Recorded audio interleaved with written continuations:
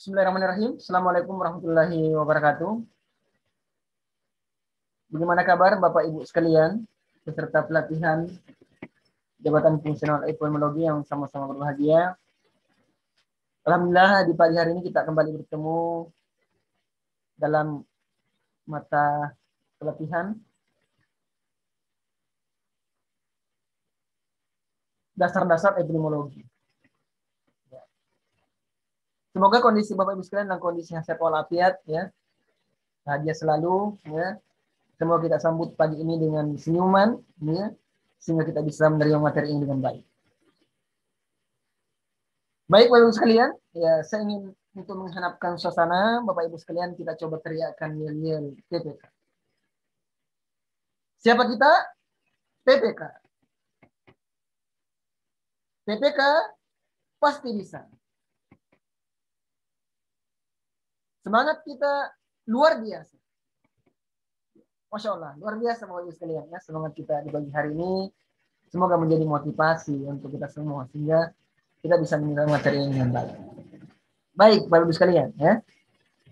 Langkah awal yang ingin saya sampaikan berhubungan dengan materi ini sebelum masuk di materi kita tentang dasar-dasar epidemiologi kesehatan. Saya ingin menyampaikan ya, beberapa hal yang terkait dengan rencana pembelajaran kita. Hasil belajar yang diinginkan dari pelatihan ini, Bapak Ibu sekalian, yaitu setelah mengikuti mata pelatihan ini, peserta diharapkan mampu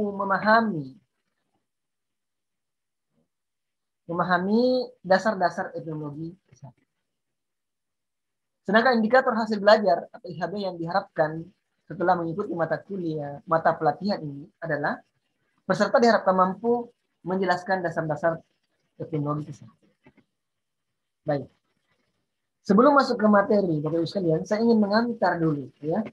Saya ingin berdiskusi dulu dengan Bapak Ibu sekalian. Ya, apakah sebenarnya itu epidemiologi? Mungkin di antara para hadirin, Bapak Ibu, sudah sering mendengar istilah epidemiologi. Apakah sebenarnya itu epidemiologi, Bapak Ibu? Ya, Bapak Ibu. Baik, kepada Bapak. Ya, silakan. Ilmu yang berkaitan dengan penyakit. Ya. Luar biasa. Ya. Ilmu yang berkaitan dengan penyakit. Masih ada yang lain, Bapak Ibu sekalian?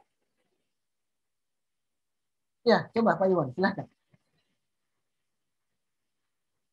Ilmu tentang distribusi, frekuensi, dan determinan sebuah masyarakat. Ya, tepat sekali. Ada lagi? Ilmu yang pelajari tentang penyebab penyakit. Ya, Masya Allah.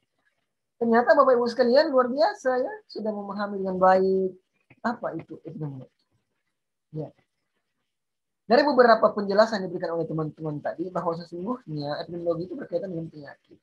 Ilmu yang pelajari tentang penyakit. Ilmu yang pelajari tentang distribusi, frekuensi, dan determinan kejadian penyakit atau masalah kesehatan. Jadi epidemiologi ini berkaitan dengan penyakit. Baik, Bapak Ibu sekalian, berbicara tentang epidemiologi dan kejadian penyakit ini tidak lepas dari konsep segitiga epidemiologi.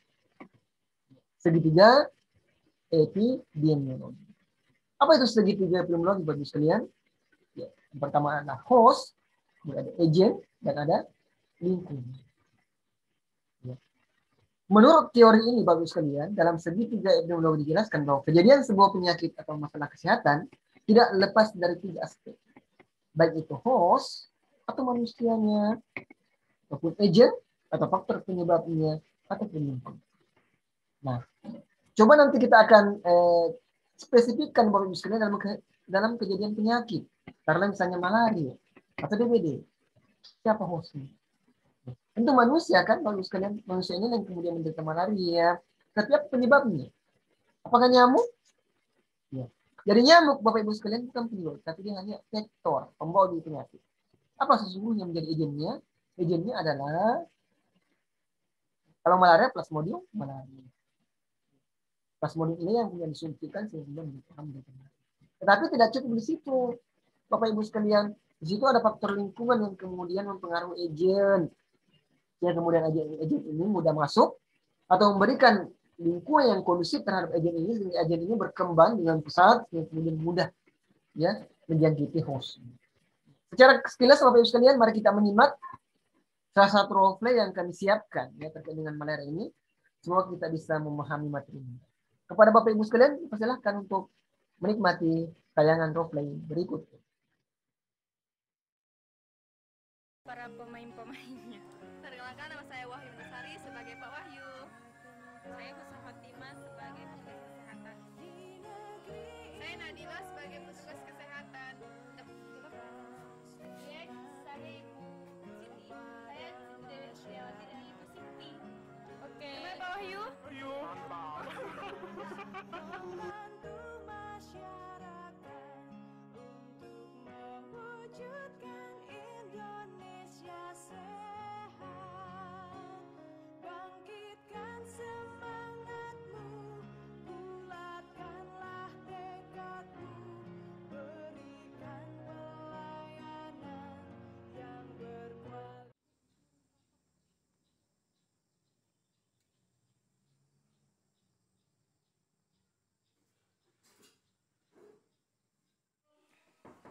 Waalaikumsalam. Mama tak buka pintu. Tidak, kenapa dia tidak pernah menyapu depan rumah? Apa dia bikin seharian di rumah, Cek? Udah begitu. Bunda, capek, Kak. Kamu gak ada masuk kamar. Itu kamar, Miki. Bunda, masuk kamar Kak dulu, Dik. Masuk, Miki.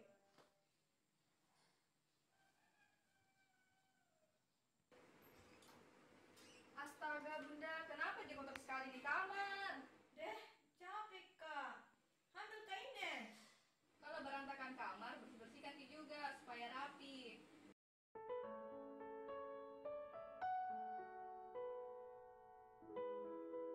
Ibu hamil sangat rentan terhadap berbagai penyakit. Maka dari itu, pentingnya ibu hamil untuk menjaga kondisi lingkungan dan sekitarnya.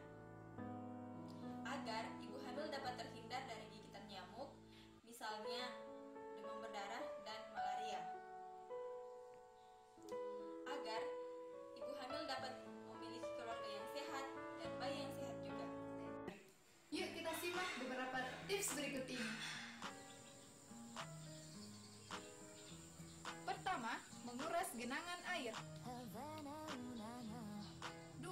Menutup bak mandi. 3. Jangan biarkan ada pakaian tergantung.